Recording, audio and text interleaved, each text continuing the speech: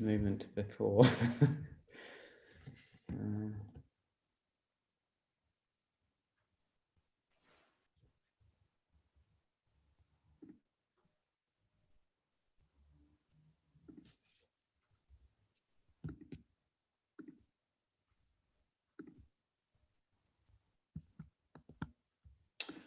Okay. So I think we're live streaming now. Yes. Okay. So hello everyone, and thank you for joining for tonight's talk. I'm Yates Norton, the curator for public programs at Rupert, a contemporary arts education and residency center in Vilnius in Lithuania. A brief visual description: I'm white, male with short brown blonde hair, and I'm sitting in a small white room. I have to say that we've had a problem with our automated live captioning, unfortunately, and I understand that it won't be working this evening. However, we're going to record this talk, and subject to no technical difficulties and subject to the permission of Salome and Mikhail, we'll upload it on Rupert's YouTube page with subtitles, which will be transcribed by a human, and also copy edited as well. And those subtitles will be in Lithuanian and English, and that'll be available at a later date. I'm going to give a short introduction because I know you're not here to listen to me, but some things about acknowledgements, and then I'll introduce Salome and Mikhail. So first, I would like to thank our funders, the Lithuanian Culture for Council, and also the Creative Europe program of the European Union, which has funded a 2-year project called, appropriately, Who Cares, and which has supported this program of which this talk is a part. I'm also grateful to the other partners in this program, that's Space UK, Identitat, Grey Area, and Centro Quarta. And I would like to thank our intern, Simona Sulnita, who's here on the screen as a little squiggle. She's been invaluable in supporting me in developing this program, in managing Zooms and live streams. And so I'm very grateful to Simona. And of course, I'm grateful to my colleagues at Rupert and all of those who have helped this program and talk come into being. I should say that this is the last discussion that we have as part of a year-long series of talks, workshops, and other discussions for this public programs. These programs have been configured around questions and practices of interdependence and care, particularly from the perspective of disability. The programs were conceived before the pandemic started, but since the lockdown, we shifted things online, which has been a real learning curve for me, and I guess for many other people, and also for Rupert too. And I would really like to extend my heartfelt thanks to the speakers and to the audiences in these programs, from whom I have personally learned so much, particularly with regard to how to make programming meaningful, impactful, and more accessible. This has been an ongoing education, and it's one that I can see having continuing impact and something that we can continue to learn from in the future.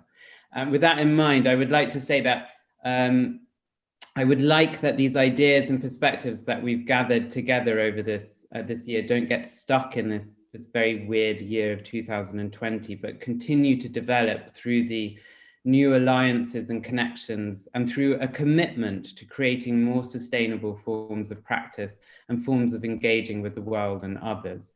For this reason, although the program has been rooted in the keywords of care and interdependence, I would emphasize that these are not themes, but practices and ideas to which we must continually be committed, and something which I know Mikhail and Salome have always been committed to in their work. So I'm extremely honored, really, that Salomé Voegelin and Mikhail Karikis have agreed to speak as part of this program, I'm very touched that also their words and their perspective will draw this year to an end. I have to confess, despite having introduced speakers many times this year, I've never quite got the hang of how to give a potted biography of our guests, given that their work in all their richness and diversity defies easy summary. But here's an attempt. So Mikhail is an artist who works in moving image, sound, performance, and other media. And he often works in collaboration with individuals and communities located beyond the circles of contemporary art, and in recent years with children, teenagers, young adults, and people with disabilities. In his practice, he has developed profoundly affecting ways to build the capacity to hope and imagine futures and spaces with particular integrity, tenderness, and care. He has shown internationally at Tate Liverpool, at the Riga Biennial, the Venice Biennial, amongst several other places. And his work, I Hear You, at the Delaware, forgive me, Delaware Pavilion, if I mispronounced your name, which I think we will hear more about this evening, and which that particular exhibition and work was specifically configured around care and listening. Salomé Voegelin is an artist, writer, and researcher engaged in listening as a socio-political practice.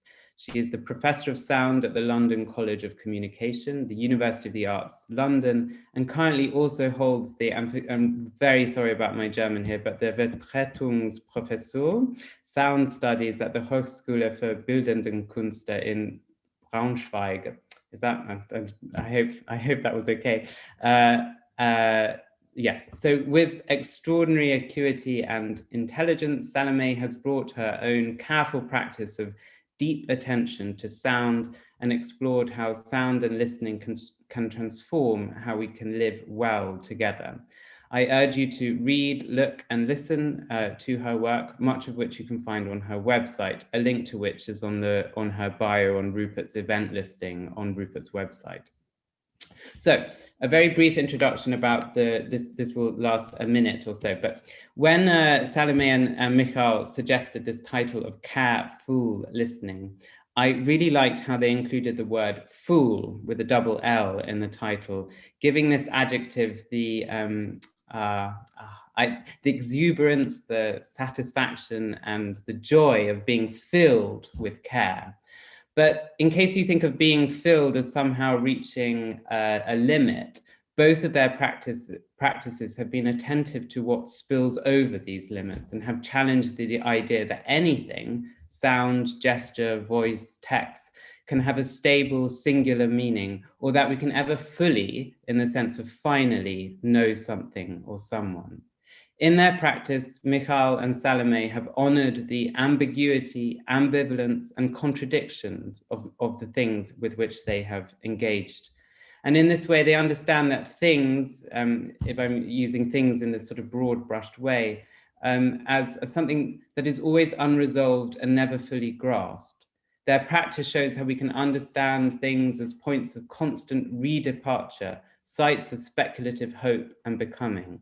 I think this brings itself a lot of hope and care into their work, because both of them have shown the dynamic and evolving nature of our interdependencies, and how, if we think of sharing knowledge and how we think of communication and finding ways of living well together, we must think of this as ongoing and relational, constantly attentive to, and, to use a sonic metaphor, in tune with the ways in which our various body minds shift and change.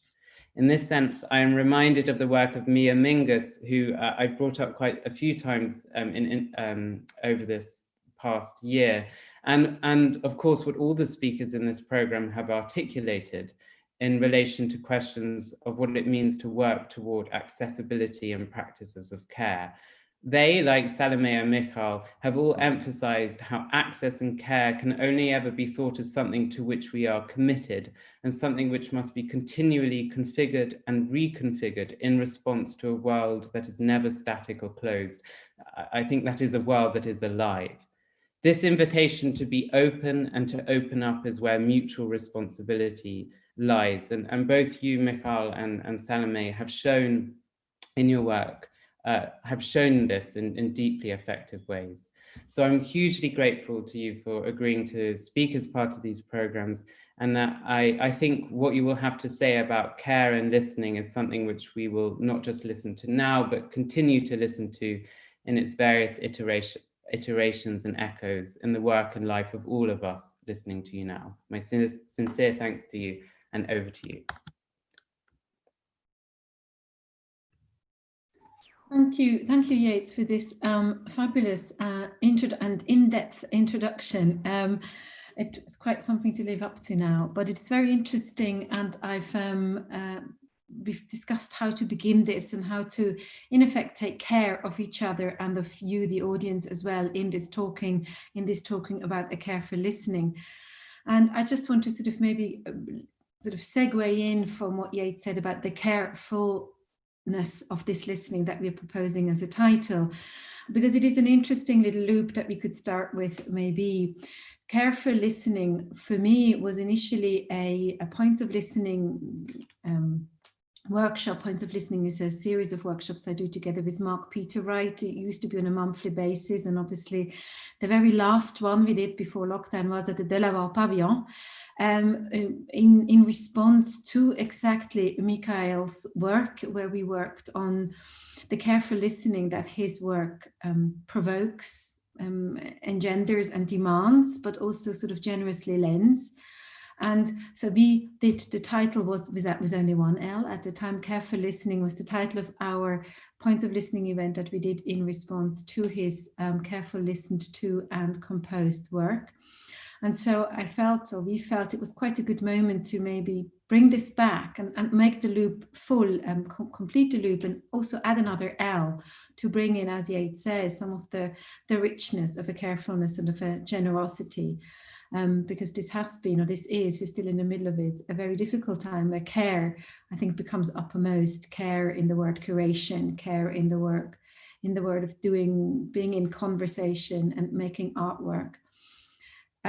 So that's where we're starting, or that's where our discussion, the pre-discussions, if you will, between me and Mikhail started. And then we, from this pre-discussion and this shared interest in care, we made, and I'm sharing the screen now, which always is a little bit of a cumbersome and exposing process, because you can always see everything before you can only see what I want you to see. And this is what I want you to see.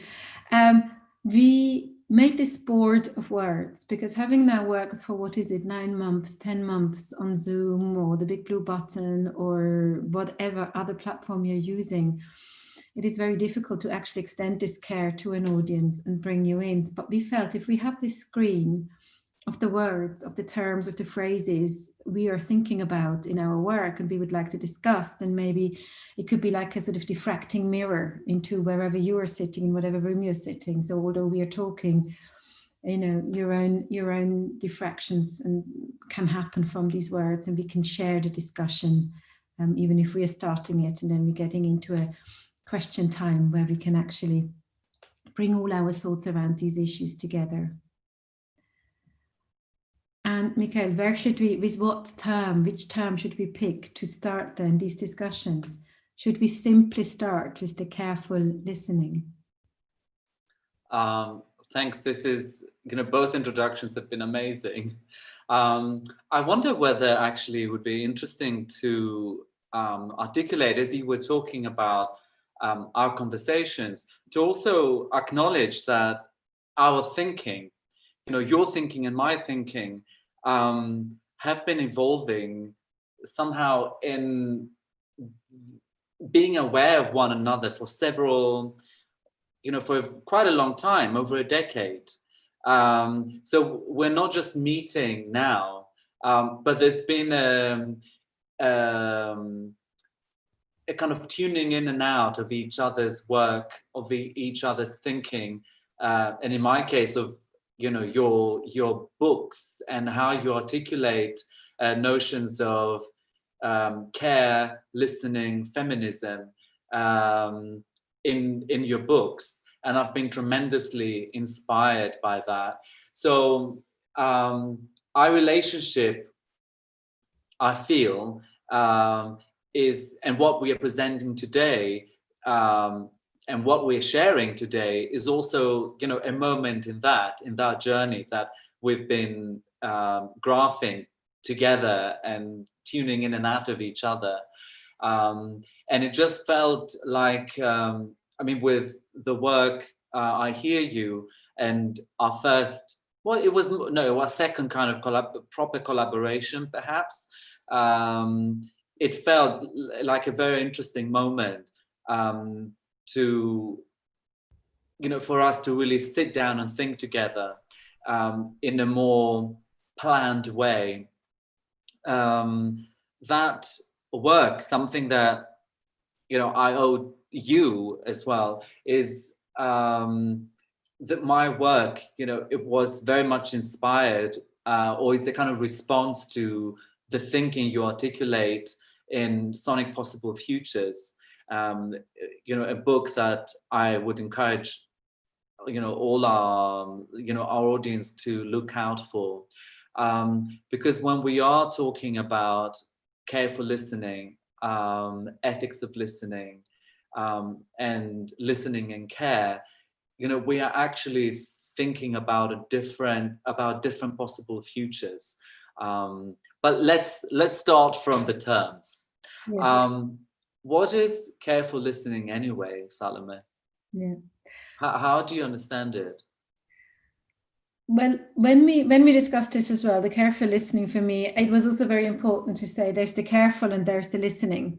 And we discussed listening. And I think over this time that we've both been working with sound and with other media, it became very clear that listening in a careful way does not mean you need to be able to hear, even if that seems like a contradiction.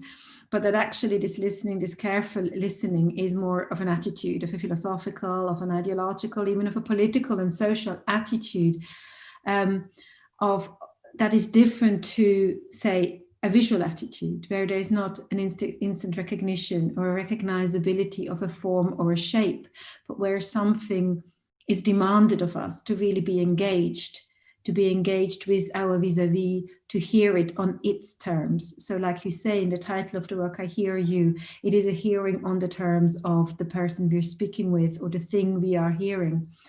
And when we discussed it, we felt it was very important to make that very clear, that listening is not a matter of a physiological matter, that we are, or not only a physiological matter, but a matter of attitude and a concept of being aware of the space in between, so that when I hear you, I don't hear you over there and me over here, but actually this in between, that now in this virtual space that we're in is always so flattened and we can't really fully appreciate the space in between. But listening is all about the spaces in between, the time in between is a time space of this in between, and how your sound and my sound in this conversation meet and what they do together rather than what I say or what you say. And that translated into a concept or into a thinking means not that I necessarily that even say if I have a hearing diversity, it's not about a perfect hearing. It's not about a virtuosity of hearing, something that I have to train to the best possible, to an ideal way. So it has nothing to do with an idealism, but with an engagement in the processes of being with others and being with each other. And so you're talking about how I understand it is that you're talking about listening as a way of thinking, as a way of being. I for a while, you know, I read two authors, books by Antonio Negri and Michael Hard. And at some point in the late 2000s, they introduced the term of love, the notion of political love. And somehow it resonated in my mind, at least. It resonated with how I think about listening. So I'm going to try to explain this in kind of more clear terms. So how they talk about love, they talk about it as a relational action. First of all, they say that love is not something it's not a passive experience. It's not something that just happens to one. Is an active experience. And what it entails is the direction of one's sentiments, care, attention towards someone else. And when it's reciprocated, that creates a mutual space, a sharing space, a loving space. Is the let's say it's two subjects, but also the space in between, and how that establishes the common. It establishes a common space of care. Now, when I was thinking of, and of course that this has political dimensions, we can begin to think about welfare societies. How do we structure politics with that in mind? That we are that if we were to think of love as this action that generates common space, communal space, community, solidarity, then how might that transform our politics? How might that transform the way we exist in our cities? We design cities, we design policies. But let me just focus more on listening. So listening is also, it's about also directing one's attention towards someone else, towards another subject. That is, might be verbal or non-verbal, might be sounding or non-sounding. But there is something about that intention to direct one's attention and care towards someone else. And it's not just only about those two separate subjects, it establishes that space, that in between, as a space of care.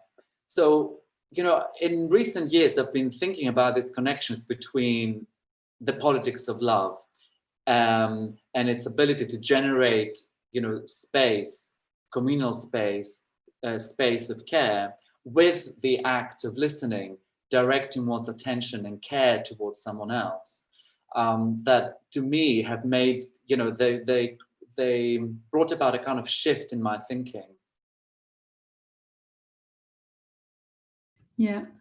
Although I sort of, listening to you, I think it is true. It is the potential. It is the potential of listening to go to that space of love and to develop that care. And I suppose that is what one hopes for. But I wouldn't say listening always has to be only benevolent. I think obviously there can be a really, a bad side of listening, say eavesdropping or abused ear witnessing of the state and the persecution that can follow, and eavesdropping.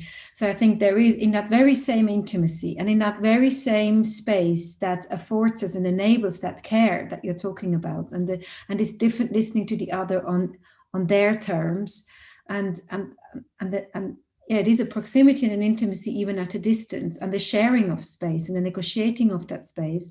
Obviously, that very same openness and porosity can be abused for something else, which I think then brings me on to notions of the ethics, which we also have written down here somewhere. Sonic listening, where is it?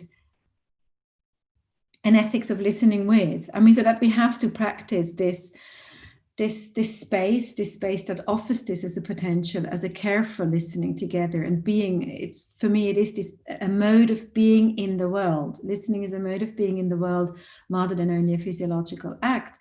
And this being in the world obviously can also be non-benevolent if one wants to use its powers in that way. But then that brings me to an ethics of listening with, because in a lot of your work, especially I hear you, the people you work with, but also in other work, the people you work with are in a way vulnerable. They're vulnerable through their age because they're younger, say the primary school kids, they're younger, or in I hear you, they have certain learning disabilities, or these are always quite vulnerable, or I suppose any community that you isolate becomes vulnerable, that you make a film about. Anybody you make a film about becomes in a way a subject of a film, and in that portrayal becomes vulnerable. So I think an ethics has to play in any film we make about anybody or anything. But this how ethics plays out when we don't make a film of, but we make a film through being with in listening, being together with in listening. I think is very important how this ethics is could be imagined differently through listening. I think in relation to that, something you just phrased earlier, which is to listen to someone on their own terms, which might sound abstract. And what would be interesting to discuss is, what does that actually mean? What does it mean to listen to someone in their own terms? Which is how I tend to approach the making of my work. So for people who are watching this, listening to this, who may not be familiar with my practice, I develop projects in collaboration with individuals and communities who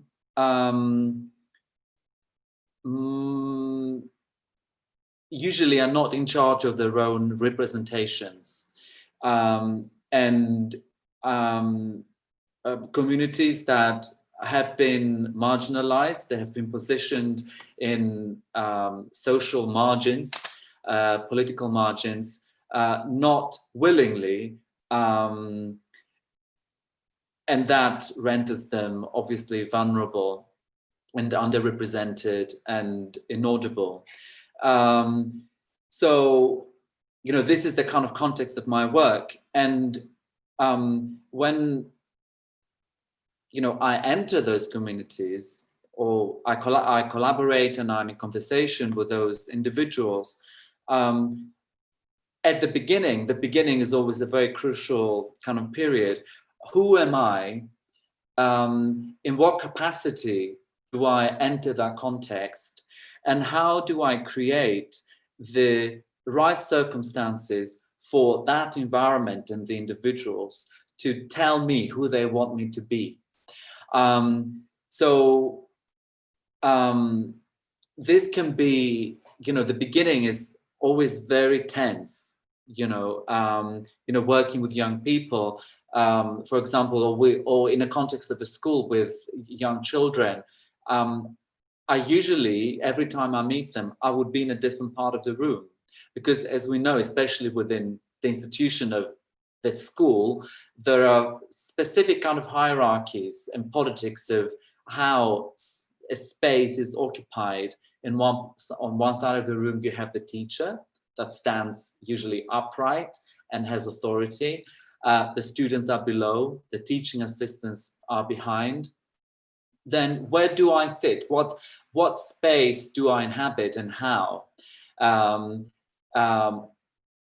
So constantly thinking about that, and also how do I listen? What positions of listening or ethics of listening do I practice during that time?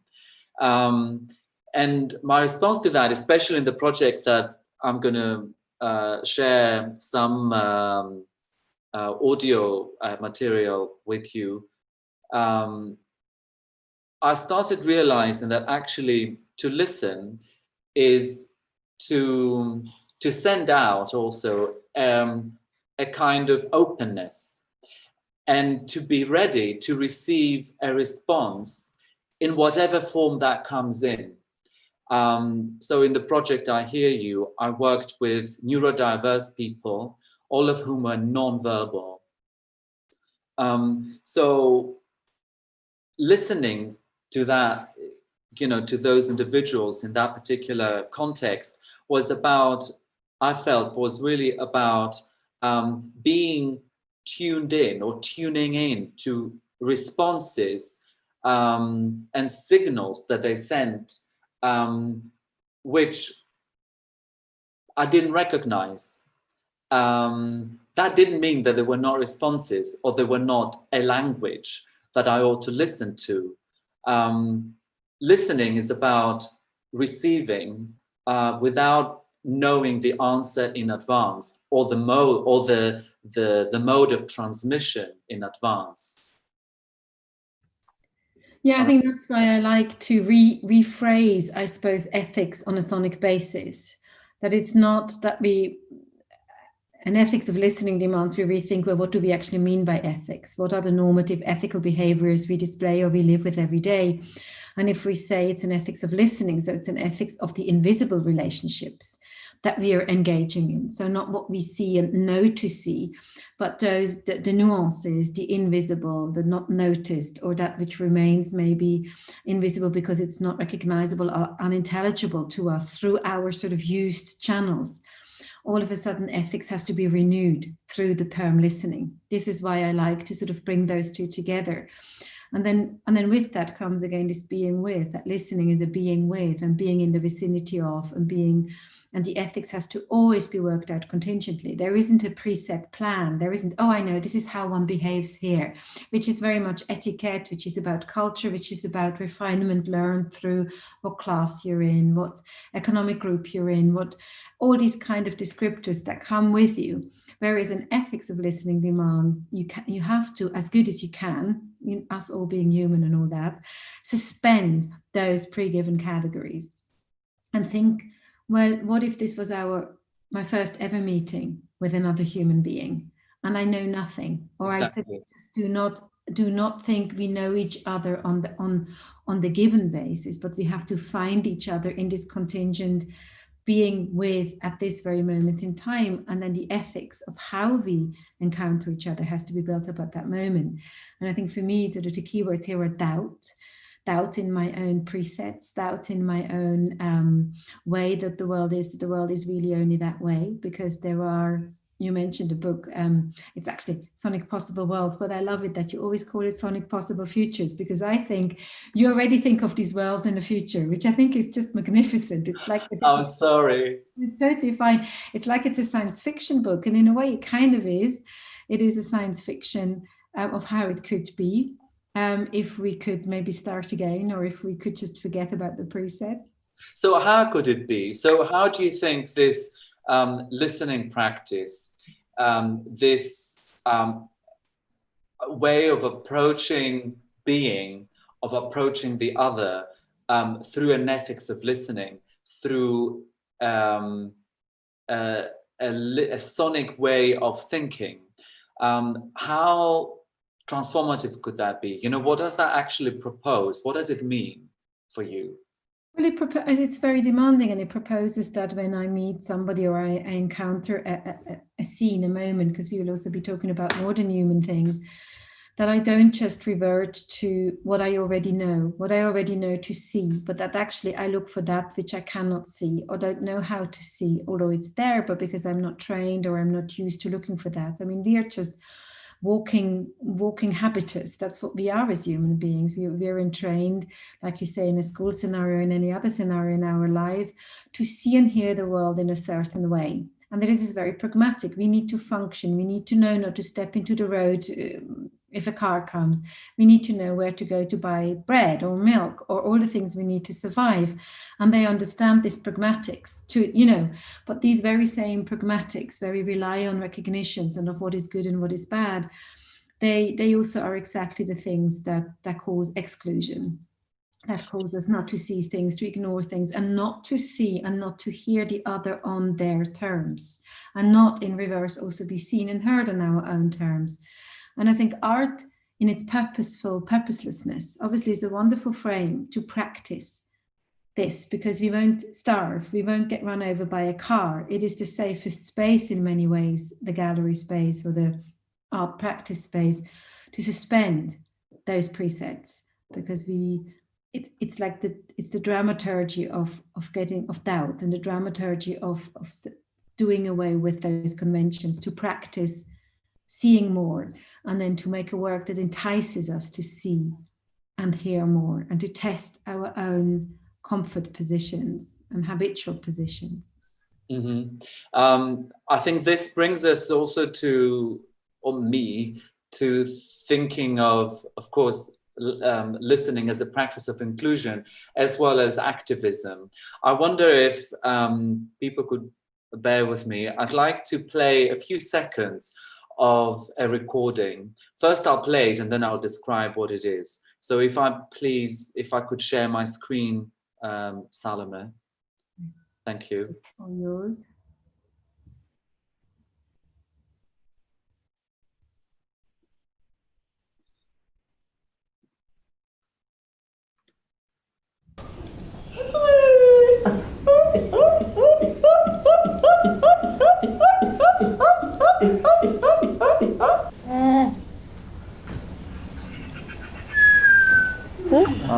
Okay. Yes.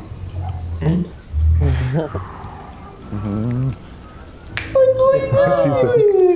It's alright. Is it good? Good. Yes, good man. Is that for me? Thank you. You okay? Yeah? All good? So clear, isn't it? Working here or there? Amazing.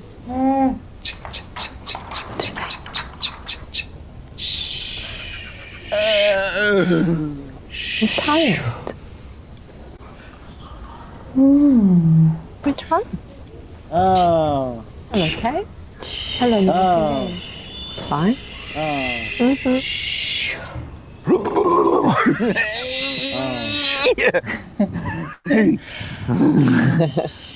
Yeah. Which one next? I said such a lot. What did you say?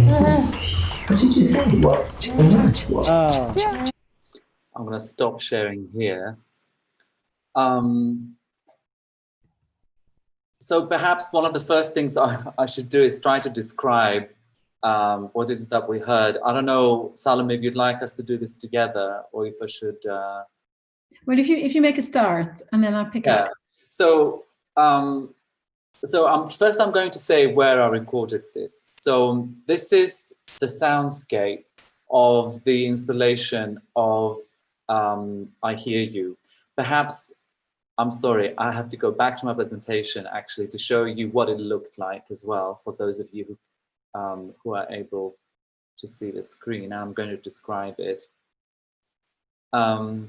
Oops, no, I don't want that, I want this. So this is the installation. So this was at the Delaware Pavilion. I know I also had problems with the pronunciation of this. What is it Delaware? Apparently it's Delaware Pavilion. So it's a tall gallery, which is painted dark or medium gray.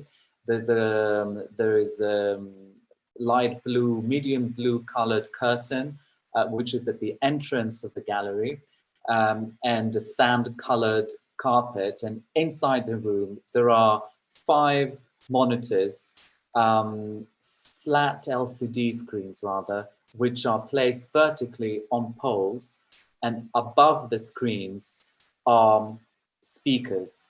The screens show, each one is focusing on let's say a portrait of a relationship between a nonverbal neurodiverse person and their carer.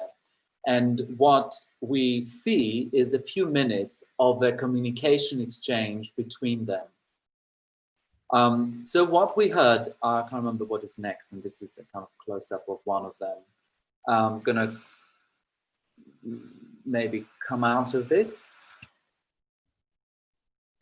So what we heard is a recording that I made in the gallery of all the different sounds that we hear in the gallery. So we hear a combination of people speaking, people making a range of other sounds other than speaking, using words, body sounds, kind of body percussion, whistling, and it was only until it was not really until the very end of the installation, not the exhibition, the installation, when we installed it, that I actually thought something was going on there. And my reflection was triggered by a technician who has spent a couple of weeks installing it. And when all other members of staff had gone to have lunch, she was there tidying up some cables, and I turned to her and she was crying. And I was just really kind of taken aback, and I tried to comfort her and I said, "Why are you crying?" And she said, "But, you know," she talked to me about her mum and how her mum is diagnosed with early Alzheimer's, and how there was something about the soundscape and the relationships that are depicted triggered something in her. And she said, but can you see, you know, can you hear what's going on here? It's like, why can't the world outside be more like this? Let's just leave it as a question right now, and then we can reflect on it. I wonder if you have anything, you know, Salome, to say in relation to this. It was really interesting, because I had visited the exhibition, I think in the end about 3 times, and I had obviously, you know, also seen the videos before individually, and what struck me very much was this discrepancy of it is an extremely delicate subject matter, if you will. Delicate subject matter because of all these issues we've just talked about, in terms of a group of people who is not in charge of their own representation and cannot, maybe, I don't know, give consensus maybe even, or can really speak about its own representation. And it is also a group of society that is not seen or not heard, and whose language, whose, as you've demonstrated with your clip, whose non-semantic language and communication mode remains unintelligible in a way, or is excluded from a vocabulary that we have that is extremely pragmatic, where we listen, we are in primary school taught to listen to what has meaning, what has semantic meaning. And it is only later, if you do an artistic or aesthetic education, that you get to what, you know, you can call the grain of the voice, or you can call the breath in the voice, or you can, where the body is in the voice, where there is another body that is which is in excess of to go to siksu, etc. That which always falls outside, which gets excluded in order to, as quick as possible, come to meaning, but which actually in itself holds so much other meaning. And I feel it is there that, for me, the work becomes accessible beyond the point of charges of, say, exploitation or misrepresentation or spectacle, which, you know, I think there is a fine line when giving such a group in society that is not shown a view, and put them on show, if you will, you know, all very, very difficult terms. And for me too, and maybe that's where I go on, me and Mark Peter Wright, we went into this very show and did our Points of Listening event there. And what I had noticed by going into the show a few times, that in fact, you could only ever, or you could very well manage to be in places where you could never see the caring couples, the neurodiverse person and their carer, where you couldn't see the screen, or you saw the screen from behind, which was in a way was reflected by the padded shapes on the walls, the kind of sound padding on the walls. And that with this group of people who had signed up to be part of this event, we went in there to listen to the exhibition rather than to look at it. Although admittedly, the image is also very beautiful and very caring and very carefully shot. But I think they are, you know, somewhere also outside maybe my expertise to talk about in relation to care. But what I felt, that where I could hear the care and where I could hear another language and another intelligibility, was when we moved in those spaces where we could not see the screen. So we weren't looking for synchronization points, where we weren't looking for an other mode of getting into this language that you played to us, or those sounds that you played to us, those bodies sounding themselves, but where we, through the composition of that conversation, in a way were with them. So came to another, the ethics, I think the ethics of listening for me is an ethics that is also very much a reciprocity. We've become reciprocal with. We are not at a distance looking at, where you can assume a distance and unaffected position, but we were in the affective realm of the installation, behind the screen, where we were hearing. And I think this whole, what you're pointing us to is this language that gets suppressed because it is not useful. And it is very interestingly even more suppressed when you think we're increasingly surrounded by speech synthesized voices. So in tube stations, in the metro, with Alexa, everywhere we have these officially synthesized voices. And our voice gets heard by artificially synthesized ears. So we're establishing even more a voice devoid of excess, because the excess cannot be recognized by the machine. And the parameters that are used to judge a good synthetic voice is intelligibility and naturalness, that is based on some completely unreflected cultural stance. That doesn't, that would never include the voices you have included. So their intelligibility is utterly erased. It doesn't count in that discourse. So this is how we tried, this is how our workshop started off within your installation, not as beautiful photographs if you had them, but so we were actually exploring the spaces behind the screens to listen to, and to find places where we couldn't see but had to find a point to the voices. And that to me is one way for inclusion, an inclusion that seeks different rhythms, how these voices made different rhythms together that then we could find together. And I think that for me, it's also a matter of participation, that your work doesn't just demand to be looked at as a spectacle. It is not a spectacle. It is very much a prompt and a trigger into participation. And in that mode of participation and listening as an activity, as an activism, as a sonic activism, where something gets activated, does not, or has a chance at least, not to fall prey maybe to as much to those prejudices, and can be a conduit or a strategy to access that language that we normally shove off as, oh, that's an excess of, we don't need that. And for me, that can be a feminist issue, it can be a racial issue, and it's a neurodiverse issue. It's an issue of the inaudible. And if I might, may add to that, I think the practice of ethical listening, the mode of listening, I think that we are talking about, and the mode of listening and of being that I endeavor to practice is precisely that, a mode of listening which is listening not only to what is being voiced, but also to who is doing the voicing, which is, as Salome, you very well know, is part of a kind of whole feminist kind of linguistics and theories. So acknowledging the bodies, the sounding bodies, not only the sign that language is. Language is a code.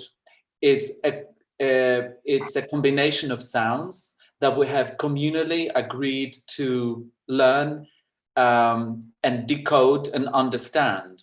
But there are languages beyond that, which are worth being listened to, worth being represented. And I think in terms of what you are describing around, the ethics of how do you even film, individuals like this, how do you even represent those relationships? And my answer to that would be, with great care, temporal and emotional commitment to those relationships. So each pair, so I started the project a year before I took the camera out, because it had to take that year for me to establish those relationships, to figure out whether there could be a possibility, there could be an opening for me to be a witness, because this is really what I am in that particular case.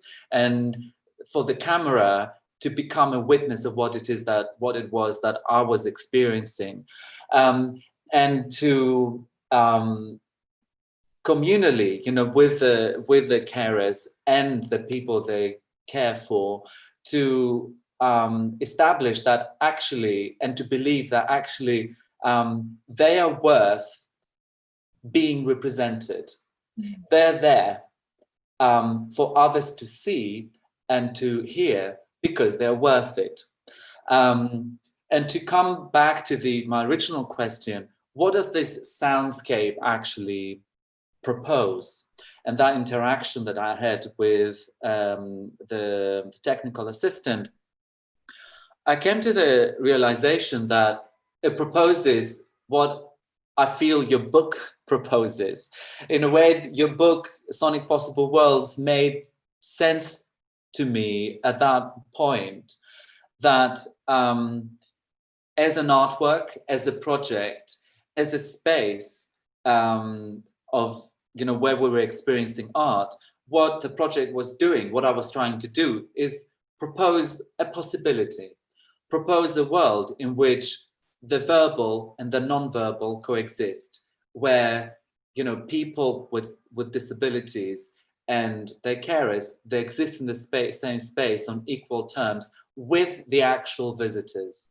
Now, the question beyond that is, of course, there is an element of activism in that, because if one aspect of activism is that of making audible the inaudible, of bringing to the surface what is neglected, then listening and practicing that kind of listening that we've been talking about is a form of activism.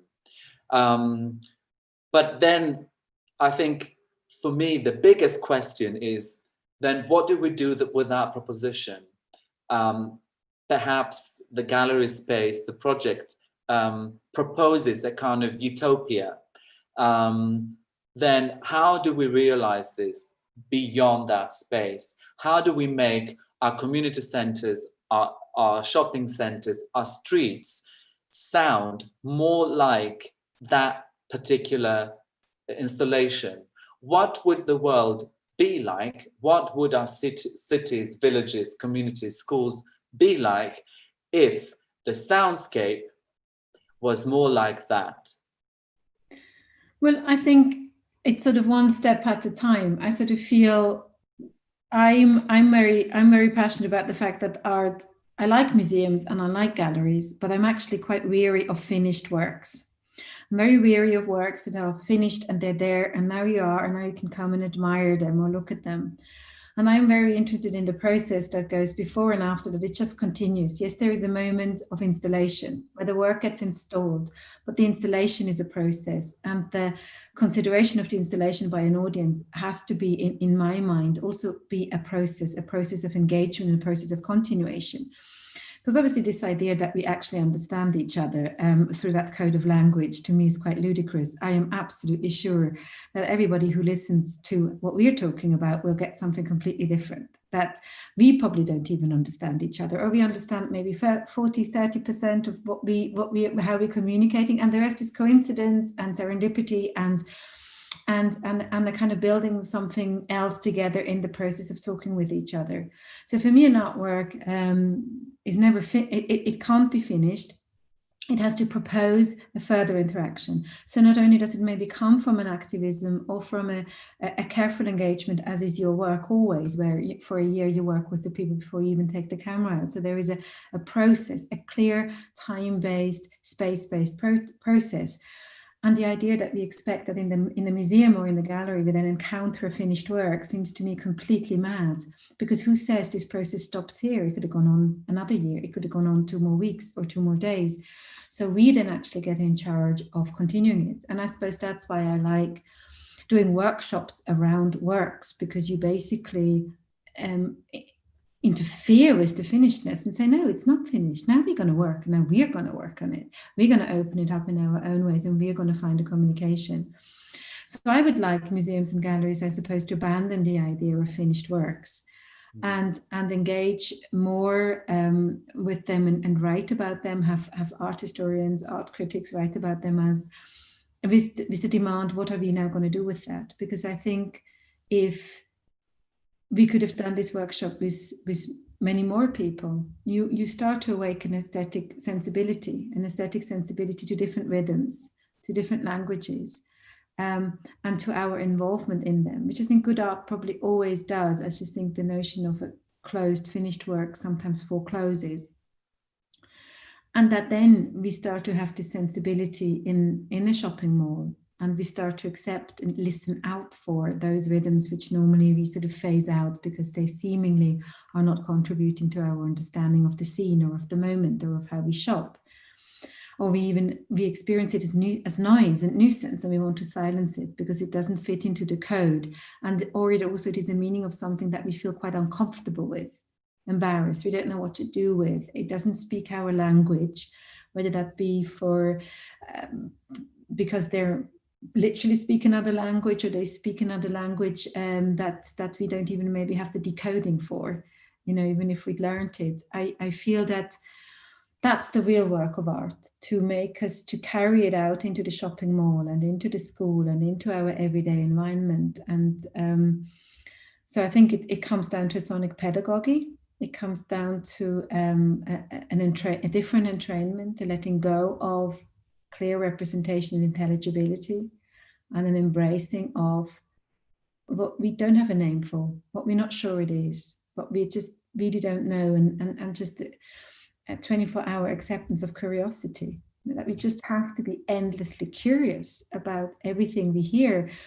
And I think it's easier to do that with ears, and it can then expand into smell and seeing, because I don't want to be an essentialist about listening, not at all. I find listening is a strategy in order to see more, to think more, to hear more, to see new relationships. So I think your work is part of that job, I guess, to make us hear and engage with these noises wherever they are, even outside the gallery. Mm-hmm. And start to, can we relate differently rather than just say, oh, I don't get that. I wonder if we should go back to the list of words, because something that's gnawing at me is the word non-human. How do you think the mode of listening and the thinking and approach we're talking about might allow us to tune into the non-human, or the more than human? More than human, yeah. I mean, it is a very difficult an area, sort of the Anthropocene and its discourse is an area of emergence, and I think we will see a lot of terminological change still. Is it non-human? Is it more than human? Will we even ditch the human and go for some alien form altogether, or the thing? I quite like the thing because it's sort of nothing. But maybe I can, in order to explain that, also what we did afterwards. So this is also in the Delaware Pavilion, but in the theatre space of the Delaware Pavilion, which is really amazing because it is an amazing pavilion. We then, having listened to your work, we then did some listening exercises to each other and how we hear each other. And from there, we proceeded to write a manifesto for a careful listening that we then wrote together. And what was fascinating, that in this manifesto, in these groups of people who probably never really met each other, they just came to this workshop, this more than human listening became very important, and ecological listening, sort of a listening to one's environment and a listening to the material and to streams, and all sorts of things came up. So I feel absolutely, yes, human beings make we make noises through our bodies and through our voices, but so does everything else, activated or not activated, or in this conceptual sense, these are vibrational things that are surrounding us all the time. Some noises we can't hear because they're outside of our hearing range, but we could pitch shift them in and listen, so we can still meet them and be with them in the world on a listening basis, even if we can't hear them. So I think listening can again be an extremely important strategy to engage in the more than human, not just as a thing we see over there, but as a thing we are in the world with, and we are codependent and interdependent with. I mean, ecology is one of the most clearest sign. The way we use energy has an effect on the climate, has an effect on how we and how everybody else lives in this world. There is the notion of a visual individuation just simply does not exist. It isn't. Nothing is separate. Everything is in a relationship with and is contingent. And so these people came up then with this manifesto.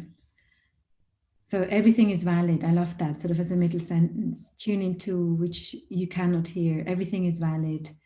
Ask a question. There's a questioning asking stay, care, converse as the sort of outcome of this manifesto that they'd written in individual groups, and then we'd sort of carry together from hearing your work to doing some listening exercises to reflecting on listening. So nothing was excluded in the end, because that listening can be done to anything. Shall we read this actually? So it says a manifesto for careful listening for everything, in brackets. Move and be still. Recognize positionality and reciprocity. Find feedback as a gesture of touch. Listen for everything. Everything is valid. Tune into that which you cannot hear.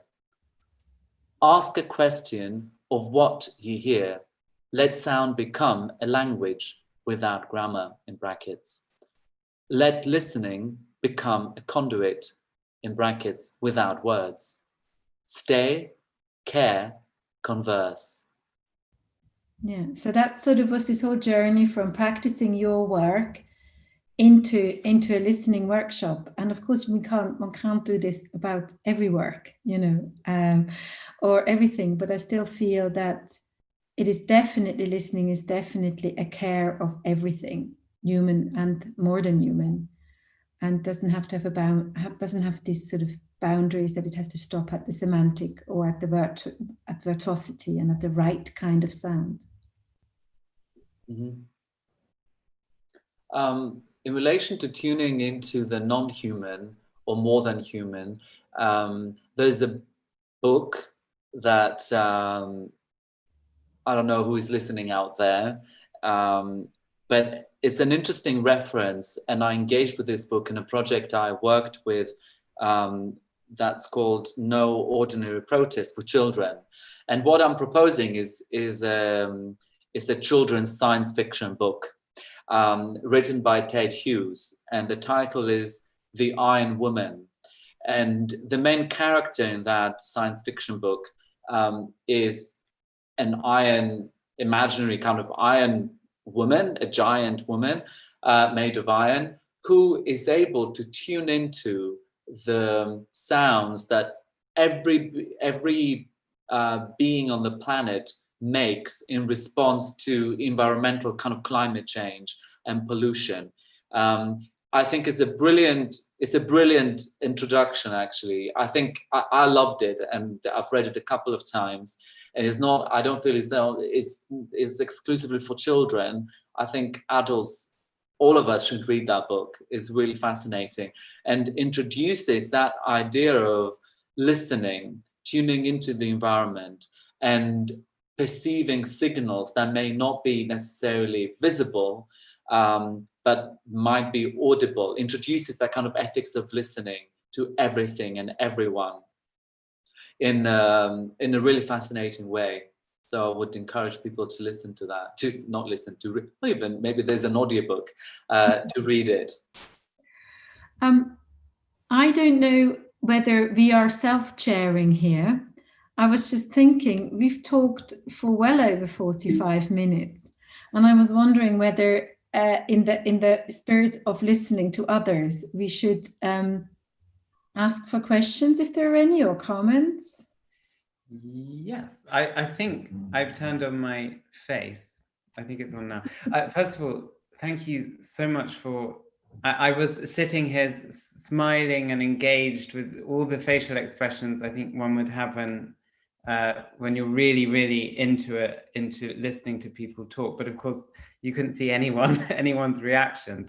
In terms of questions, I'm just going to ask Simona well, just whilst that's happening, I will do a little, I would maybe like to take advantage of my position to ask some questions too, and also just to reiterate my thanks. I think what was particularly, well, there were several things that I took from this. I think it's very important that you sort of a preface to this talk was that so much of your work came out of a relationship, out of conversation, out of forming a relationship with each other and with others.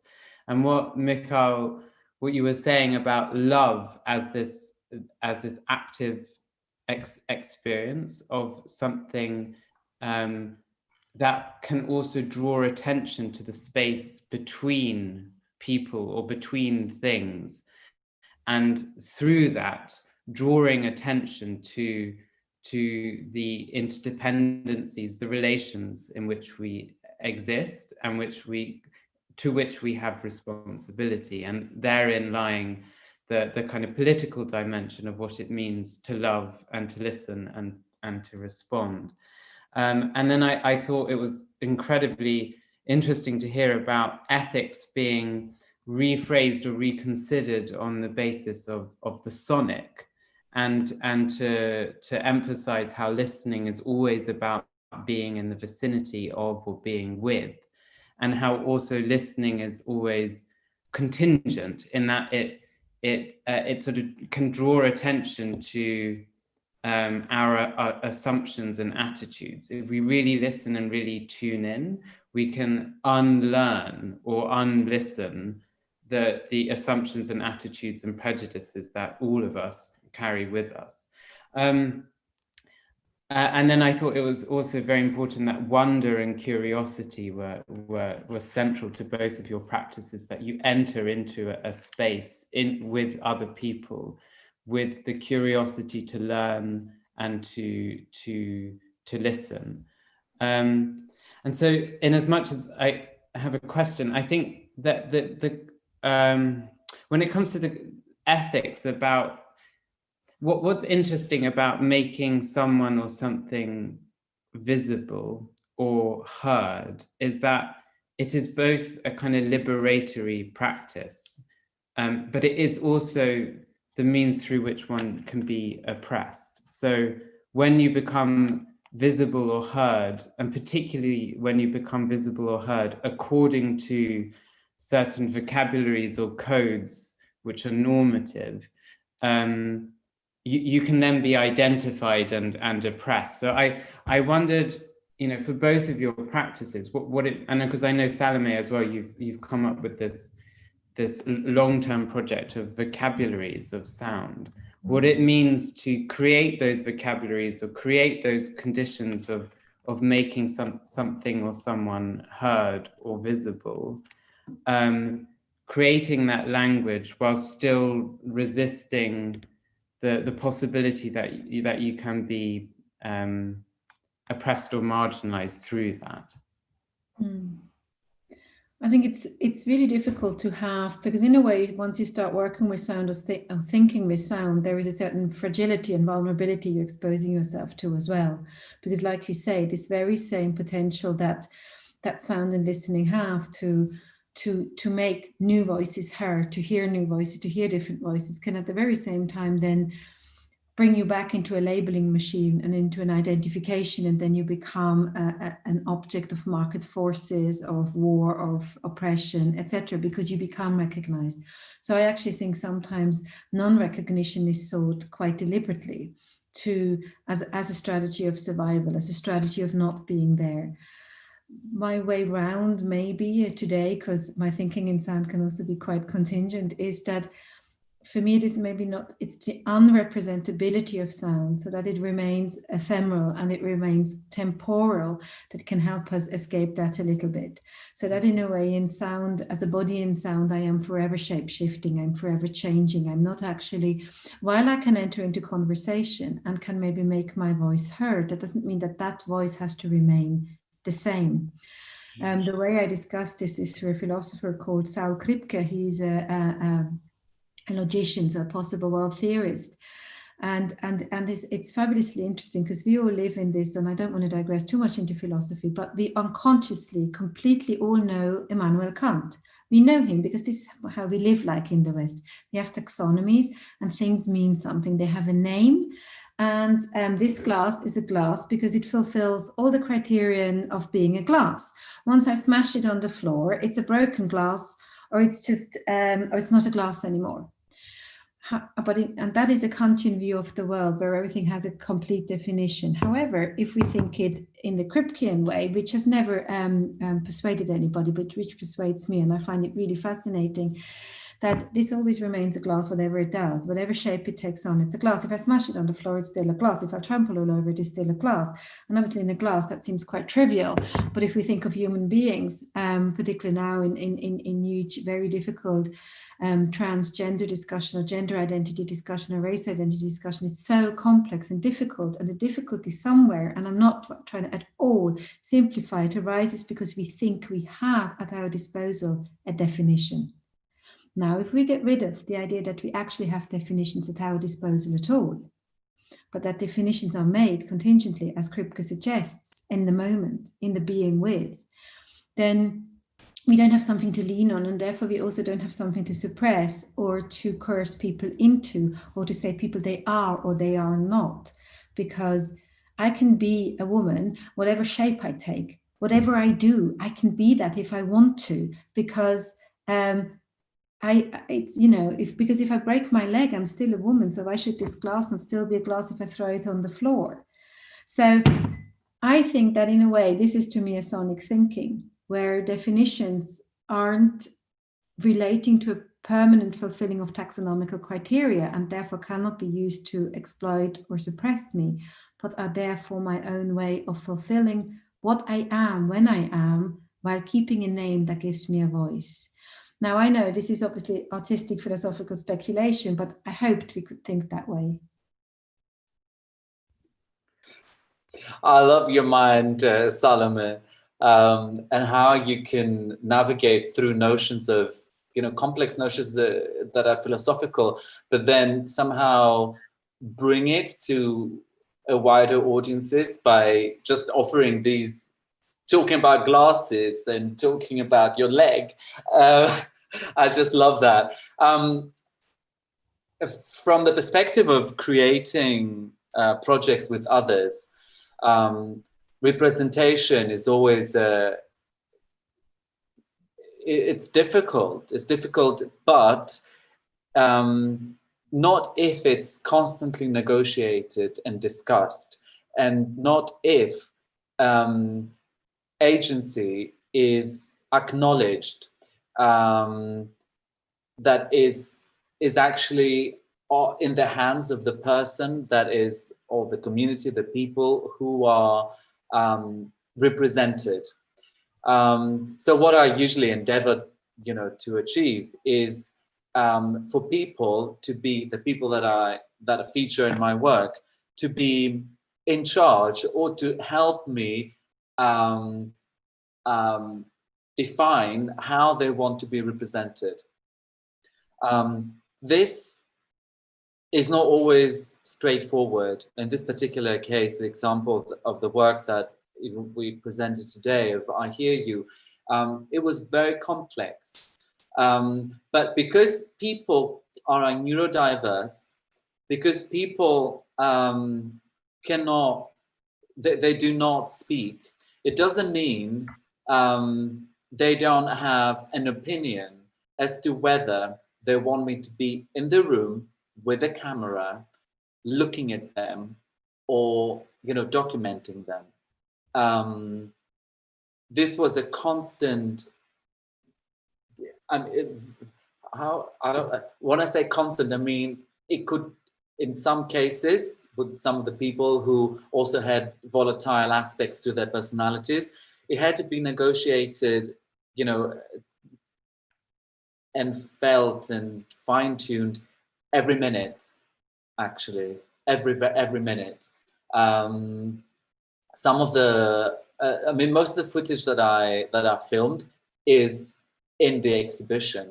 Some of the filming that I did after a whole year of being with these people, maybe it was only 1 minute and 30 seconds or 2 minutes, because that was the moment that somehow we reached the mutual agreement between the three of us, the neurodiverse person, their carer, and me, that it was okay for me to be in that room, witnessing that exchange.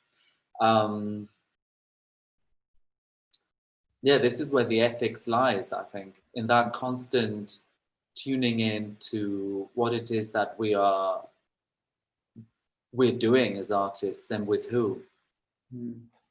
I think this is such an important point, and it comes out in your manifesto, this word "stay," and I'm also in both of your practices about being committed to and continually practicing and being vigilant about how we can listen, and I think that continuousness is.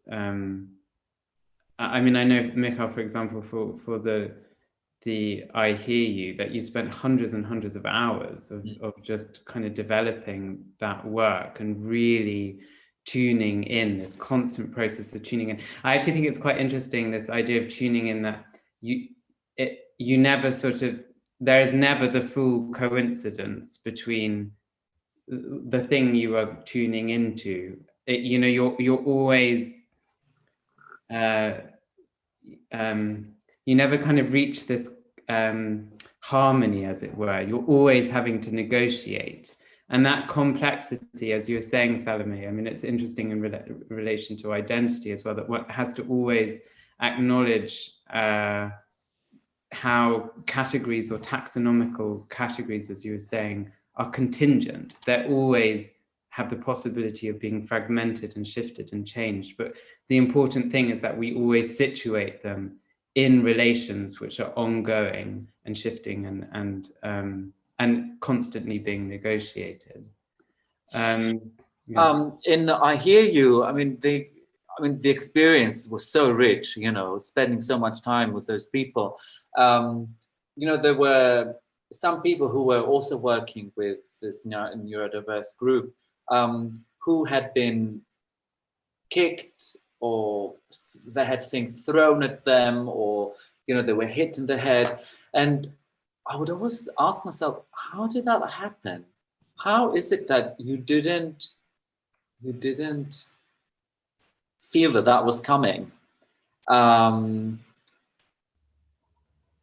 It can happen. It can really, really happen. It requires, I think, especially filming and the kind of work that I had to do in that particular case, you know, really work with tools that I acquired when I worked as an assistant to a psychotherapist, a psychotherapist and an art therapist, where we would talk about transference. You know, what it is that a particular situation, another person, what is it that their presence, being in the room and me being there in the same space, what does that make me feel? What is the energy that we feel? I know it seems very abstract, but actually, if it requires just a little bit of concentration and a constant reflection on what it is that we are feeling whilst being with another human being, or with an animal, or whatever. You know, what does it feel? You know, at every moment, what does it feel, and how does that change? You know, after spending a lot of time with a particular pair of a mother and her son, suddenly there were these 3 minutes when it felt okay for me to be in the room, and I filmed, and it was just an incredible moment. You know, what it is that their exchange, and I felt so exposed. I felt so privileged that they allowed me to witness their connection and their communication, because I felt that I suddenly entered a completely different universe that I didn't know it even existed. And somehow they allowed me to be there with a camera, to capture that, you know, those few moments, and then deliver that to wider audiences. But I was so emotionally charged after those 3 minutes that I was shaking, and I was also, you know, I was crying. And then I left the room. Well, I had to leave the room because then the situation changed in the room. And I was outside, and it was a really sunny spring afternoon in southern England, in Hastings. And I felt, literally my whole being felt that I was vibrating. And I sat down, And at that point, among the group, there was a young woman who's autistic, and she is, she's nonverbal, and what she does, she takes sticks or objects, and she bangs them on different surfaces, to create, sounds, percussive sounds. And when I went and I sat, she was not that far from me. I sat and, I was trying to recompose myself. And again, I don't want to be kind of mystical about it or esoteric about it, but there was something about our presence in that same space. She stopped what she was doing. She came, she sat next to me, and she embraced me. Something that had never happened before. But this fine-tuning and being open to the other,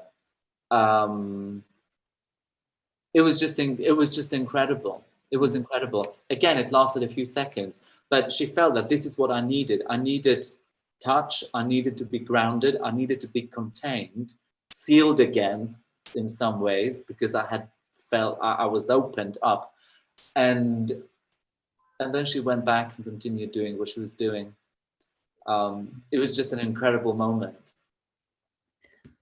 I think that's such a beautiful story, and I think actually what's very important to take from it too is how caring for each other and the world.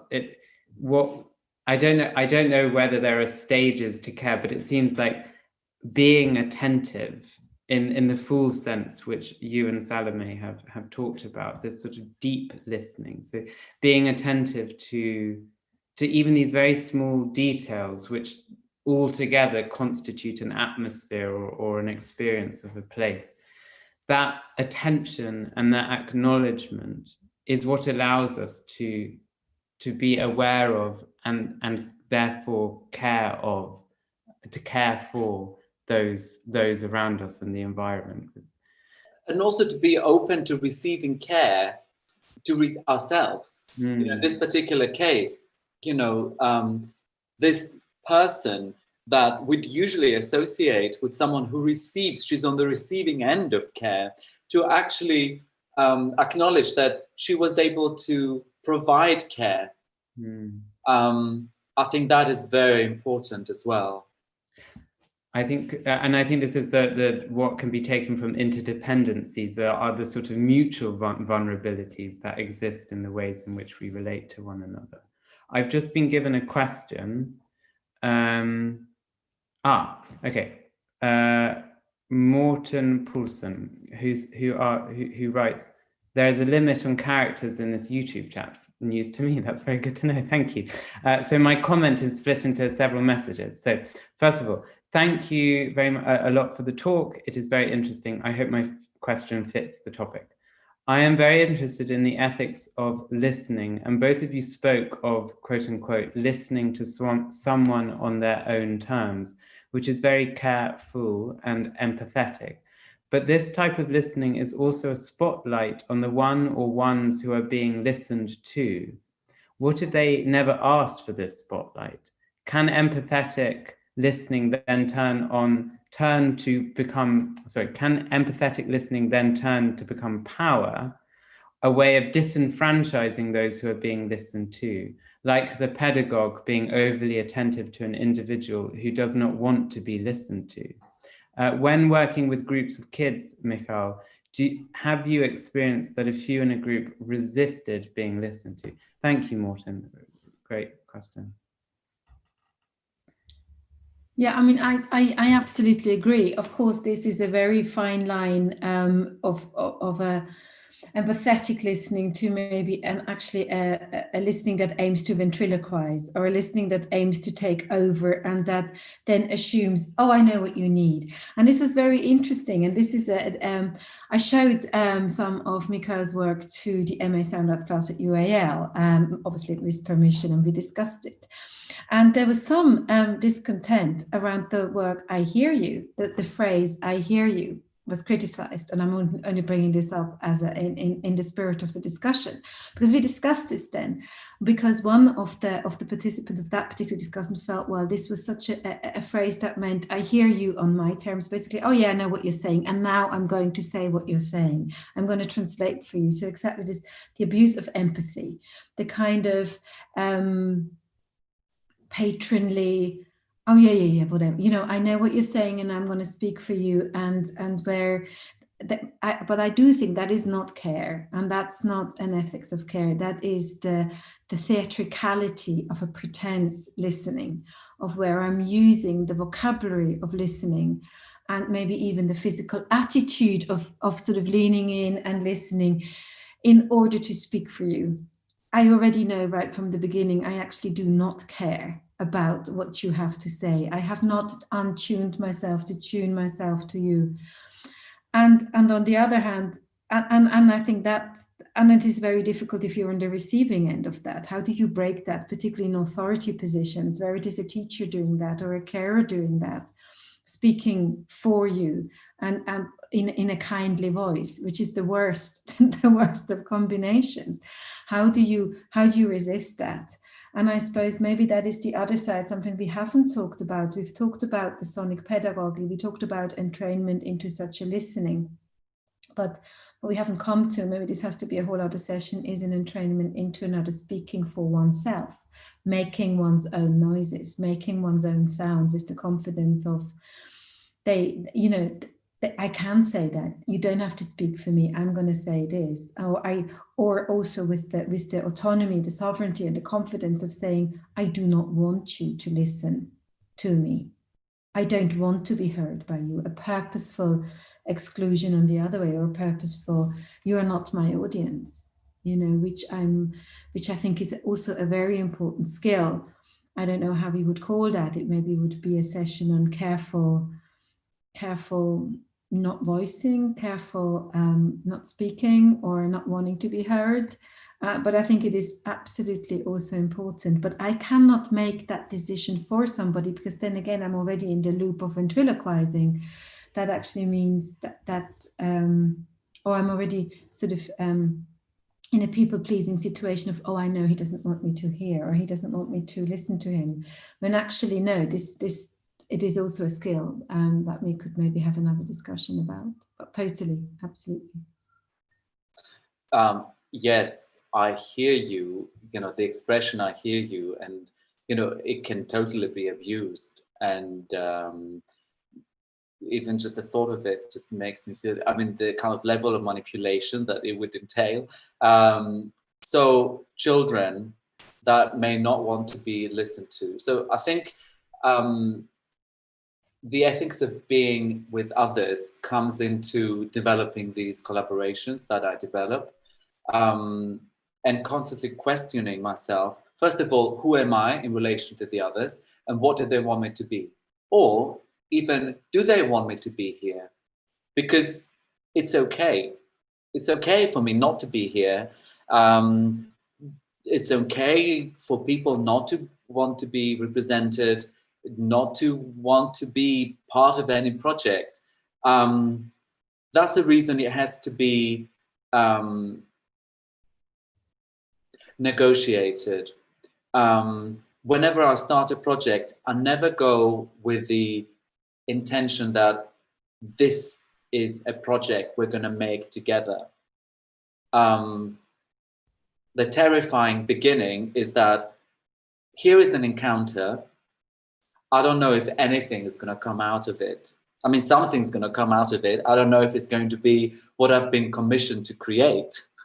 So never really take it for granted. This is very important. And with children, you know, when I work with children, I think, in my case anyway, that has not been the most challenging environment. You know, I've always felt that children are very giving. You know, I would propose, you know, half of an A, and they would come back to me with a whole alphabet. So, you know, I think I think I've been possibly very lucky, but there've been, of course, situations